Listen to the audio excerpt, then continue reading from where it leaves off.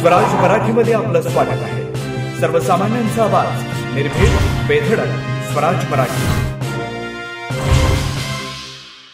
मी भाऊ तुम्हाला या निमित्तानं आवाहन करतो की सलगर गाव ही काँग्रेस विचारधारेवर वाढलेलं गाव आहे. पण तुम्ही आल्यापासून भारतीय जनता पार्टीचे उमेदवार असून सुद्धा तुम्ही सातत्याने निवडून आलाय. याचं कारण काय असेल तर तुमचं काम भाऊ एका गटाचे, एका विचाराचे, एका पार्टीचे नसून सर्व जाती धर्माचे आहेत. आणि भाऊ सलगरमध्ये असा एक क्रांतिकारी निर्णय आम्ही घ्यायचा ठरवला की लोकसभेला ही परिस्थिती नव्हती, पण विधानसभेला आम्ही एक निर्णय घेतला की या सलगरची सुद्धा ख्याती आहे भाऊ. या सलगरनं 3 वेळा आमदार दिलेला आहे.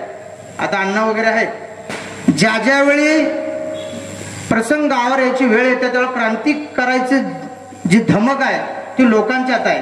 त्यासाठी लई आव्हान करण्याची गरज नाही. पण या सलगरनं लोकशाही जिवंत ठेवल्या. लोकशाही जिवंत ठेवताना भावांना कार्यकर्त्यात बंड करण्याची धमक असावी लागते, त्यावेळीच खऱ्या अर्थानं लोकशाही जिवंत राहत्या. आणि भाऊ तुम्ही हे तुमच्या बाबतीत निर्णय घेताना, राजकारण करत असताना अनेक चढवड अडचणी निर्माण होत असतात. कुणाचं तर समर्थन करत असताना कुणाला तरी अंगावर घ्यायची तयारी ठेवायला लागत्या.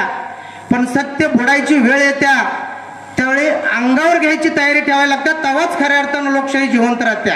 भाऊंच्या प्रचारात मला वाटत नव्हतं पूर्व भागामध्ये कुठल्या गावात सभा घ्यायला लागत असेल. कारण का की फॉर्मॅलिटी म्हणून घ्यावं लागते. कारण भाऊने एवढं काम केलंय सगळ्या गावात की बाकीच्यांना सांगायचं अवघड आहे की काय सांगायचं आणि काय नाही. कारण भाऊने कुठला पक्ष बघितलाय, कुठलं जात बघितलाय, कुठला माणूस बघितलाय, कुठला गरीब बघितलाय आणि कुठला श्रीमंत बघितलाय. भाऊने काम करताना प्रत्येक माणूस हा माझा आणि मी त्याचा हा समजून कामाची पद्धत अवलंबली आहे. आणि भाऊ वारकरी संप्रदायामध्ये वावरत असल्यामुळे, कुटुंबाची वारकरी संप्रदायाची प्रथा असल्यामुळं भाऊने कधी ज्याचं चांगलं करता येत नाही त्याचं वाईट बी कधी केलं नाही.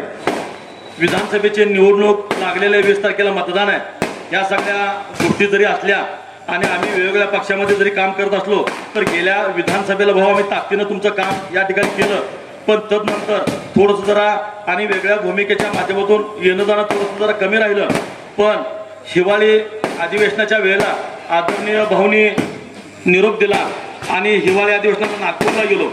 नागपूरच्या हिवाळी अधिवेशनामध्ये थोडीशी जरा गावाच्या विधायक आणि विकास कामाच्या बाबतीमध्ये चर्चा झाली.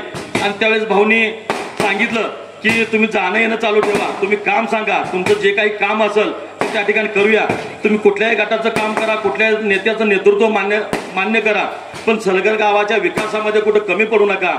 आणि म्हणून या ठिकाणी मलाही माझ्या राजकारणाची काळजी जरी असली तर मी एक ठरवलं की गावानं आम्हाला भरभरून दिले.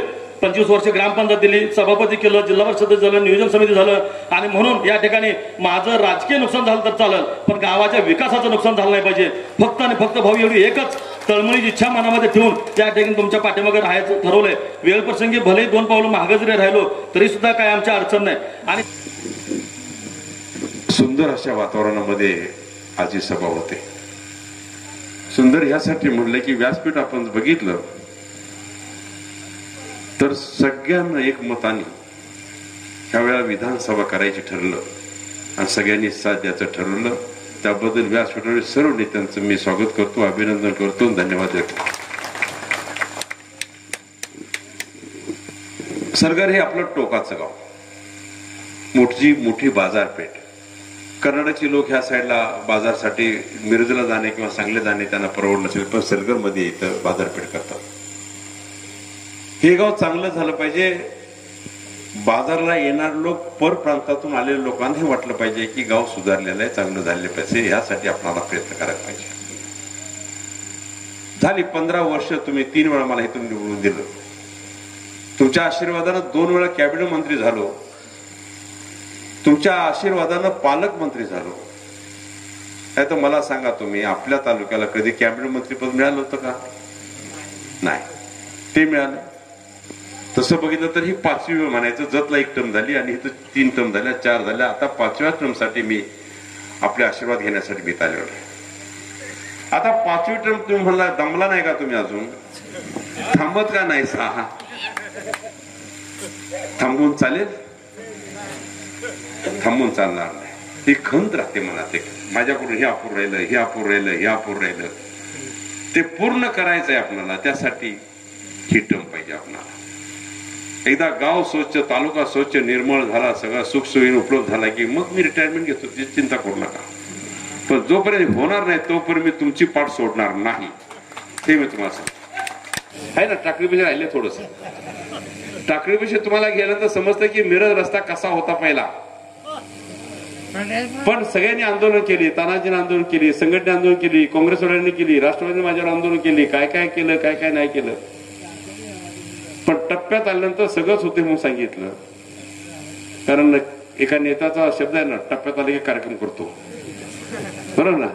आणि आज रस्ता हा मला सांगायला आनंद वाटेल की हा रस्ता ह्यामधून आपल्याला मिळाला. काही म्हणायचं नाही, माझी हाऊस सगळी फिटली. 4-5 वेळा आमदार झालो, कॅबिनेट मंत्री 2 वेळा झालो, पालकमंत्री झालो. तुमच्या आशीर्वादानं एवढ्यापर्यंत पोहोचलो. आता ही राहिलेली कामं जी मी सांगितली, ही राहिलेली कामं ही पूर्णताला न्यायची आहेत. ह्यासाठी आपण मला आशीर्वाद द्यावेत. 20 तारखेला कमळासमोरचं बटन आपण दाबा आणि परत एकदा सेवा करायची संधी मला आपण द्यावी, एवढीच मी आपल्याला विनंती करतो.